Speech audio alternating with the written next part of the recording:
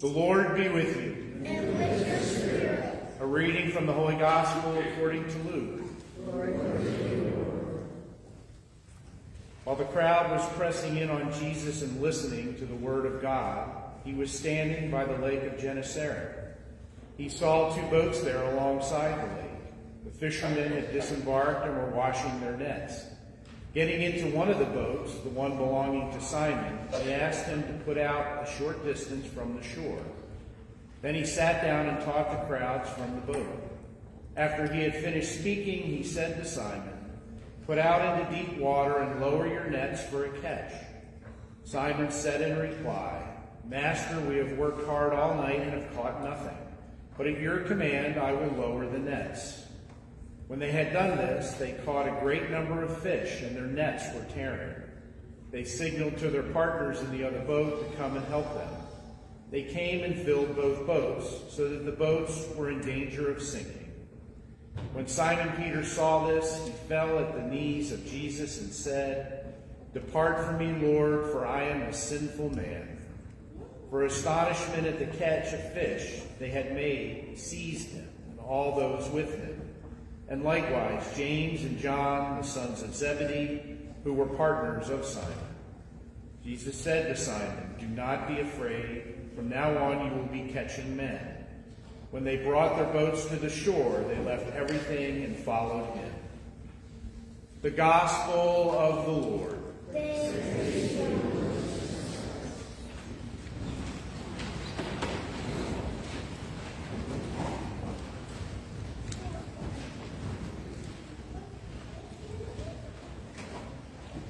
When I was in seminary, we were supposed to get a summer job. The idea being that we would provide for transportation and food and such when we went back to seminary. Food in addition to the food plan that whatever seminary usually had.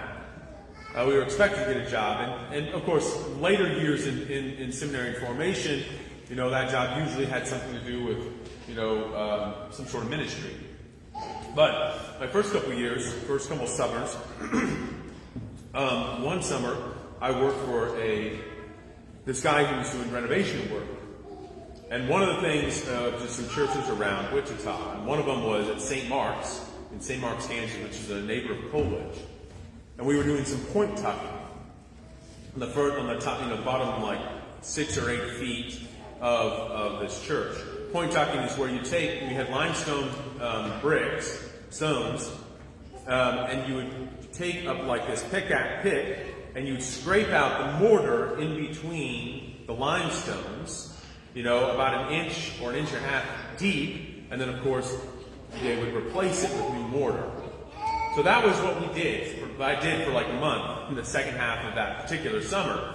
We'd get up early, we'd get in at 6 or 6:30 so we didn't have to be in the heat of the day. We would like chip away at this mortar for, like an hour. We'd stop for Mass because for obvious reasons, they didn't want us chipping on the wall when they were, saying Mass. So it's awesome because I just got to go to Mass. Then we'd go out and finish the job. But at the end of every day, the guy that I was working for said, clean up the last 15 minutes, take these tools, these little picks that you have, wipe them off, clean them off. We had a little grinder down in the basement of the church where we would then sharpen them, and then we'd spray them down with this oil to keep them from rusting. And that was something that was a part of our daily routine. We would work, we'd, clean up, even on a Friday when we wanted to get out of there. We'd clean these off, sharpen them, spray them down. And I think that's a beautiful image of that daily need to sharpen these tools for our life as Catholic Christians.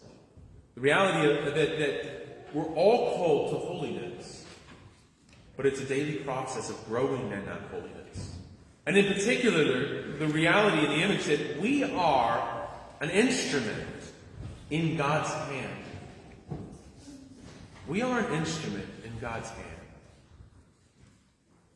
We're like a knife in the hand of a chef. And the sharper the knife, the more effective we can be at accomplishing the mission of Christ. So the sharper a chef's knife is, the better he can prepare the meal and cook the meal. And so the reality is that we are called to sharpen the edge of our faith so we can be the best possible instrument in the hand of God. How do we sharpen our faith? I'll give you three ways in which we can sharpen that edge of our faith. First is to recognize our sinfulness. Recognize our weaknesses, our shortcomings. Recognize our failures. Acknowledge how the edge of our faith is dull. We see that in the gospel, right? That Peter encounters the beauty of God, right? The majesty. God does this amazing miracle, makes fish literally appear out of nowhere in the nets to the point where they're gonna sink. And the response immediately is, "Depart from me, Lord, for I am a sinful man." Recognizing his smallness, his unworthiness, his imperfection, his weakness, his sinfulness. "Depart from me, Lord. I am not worthy to be in your midst." We see that also with Paul. For I am the least of the apostles, not fit to be called an apostle because I persecuted the church of God. That he, Paul, St. Paul, before he encountered Christ, was out to destroy the Catholic Church. And yet God calls him. And that recognition of our weakness, our insignificance, our smallness, our sinfulness, is not meant to just make us feel useless. It serves a purpose. Number one, it should motivate us to come to the Lord, to bring those weaknesses and those sins to the Lord, asking for forgiveness. And as Catholics, there's no greater place than the confessional, where we literally hear, through the words of the priest, through the voice of the priest, God say, "I absolve you. Go and sin no more." The same thing that he said to every single person he encountered in the Gospels. That we remind ourselves of our sinfulness, that we can recognize, first, our need for God and our own transformation, but also, second, to recognize that God is the one doing the work. And that's the second thing. That God is perfect. We're not asked to be perfect, but we all are called to give a perfect effort. And to recognize that we are not the ones who convert one another. God is the one converting. God is the one, by his grace, who moves us to deeper conversion. We are merely instruments. We are cooperators in that plan, in that mission. We are the hands and the feet of Jesus that go out to the people who need his love. And by our witness, by our love, by our charity, by our presence, we convey and communicate that grace that God so ardently desires to give us all. But God gets the credit. You have a masterful meal. You don't give an award to a knife when it's used to make an award-winning meal. You give the credit to the chef. And the chef will probably say, "This is the knife I used. Look how sharp and beautiful it is." But you don't give a credit of a great meal to a knife. God gets the glory, because he is the one moving all of us to deeper conversion. But we are meant to cooperate. I gave this homily last night, obviously, and someone came up to me and showed me this statue of Jesus, this beautiful old statue, a concrete statue, and he didn't have hands. And I was reminded of a story of there was somewhere else, I can't remember where, where that happened, like this statue of Jesus was stolen or something, or vandalized or whatever, and the hands of Jesus were broken off. And the priest, who was the pastor of the parish, said, Jesus doesn't have hands. The statue doesn't have hands. Why? Because you are Jesus' hands. You are the ones who go out. You are the body of Christ. We are cooperators in the mission to bring Christ and Christ's love to all we encounter. But we have to acknowledge and recognize God is the one who does the work. We simply cooperate with that. Which brings me to my final point. Going back to the image of sharpening those little picks. How often does a chef sharpen their knife? How often does a farmer maintenance their tractors and their farm equipment? How often does a soldier clean his gun? Daily. That daily we are called to sharpen the edge of our faith.